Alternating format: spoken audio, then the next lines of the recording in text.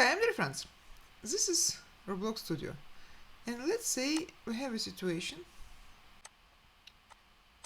when we created some part and another one,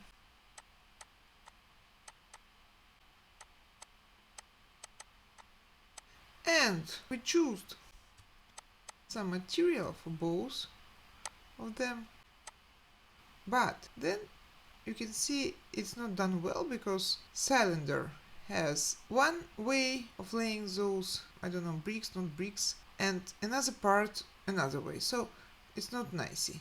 So what we have to do, you have to choose both, I'm holding shift, both parts, go to model and choose union. Oh, you see, it's nice already. This is exactly the same material on both parts. That's it. Thank you.